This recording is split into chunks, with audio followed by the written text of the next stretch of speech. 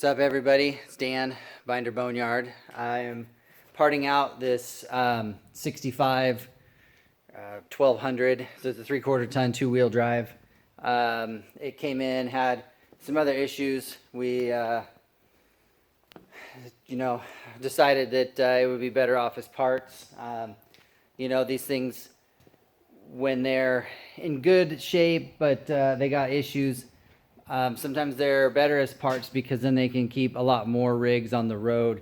If all you ever part out are super nasty trucks, then all the parts that are available are just super nasty parts. So I'm sure I'm gonna get some thumbs downs on this video because it's a decent looking truck, but it had plenty of issues on its own. But what I want to talk about today is getting the front fenders and front clip off. You can see there's if anybody's ever taken one of these apart or tried to take just a fender off or something like that, you realize that at the factory they put these things together, the entire front clip went on.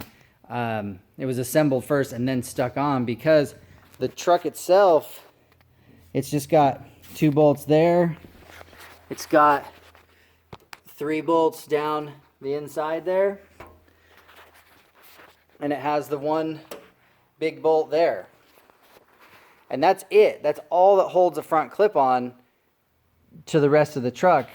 There is the inner fender here, that's bolted through here and bolted there, which is obviously helpful for structure, but overall there's not much that holds this whole front end on.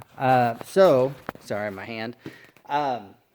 The best way to get these things apart is, rather than try and unbolt the fender itself, you're better off, especially if you have a parts truck you're trying to get something from, take the whole front end off. Just pull the clip, pull the 6 bolts on each side and the inner fenders. The hood stays on. It's all like the hood is attached to the firewall, so it doesn't even matter. So if you just unbolt the bolts, the whole thing comes off. You can see it's loose. And so now you can take that clip off and access the bolts. The reason why I'm saying this is because to unbolt the fenders or to unbolt this valance off the front is very hard. There is a lot of hidden hardware. Hopefully you can see up in there. Maybe I could shine my light better here. There's all kinds of hardware hidden in there. And like this one, see how it's got junk packed around the bolts and everything else? It's very hard to take apart on the truck. So you're better off taking the clip off and then taking those parts apart separately, and then then you get what you want. So hopefully this helped some, but that's how we do it. That's the best way to get these fenders and everything off. So it seems like a lot of work, but trust me, it's way faster than trying to pull that valance off separately.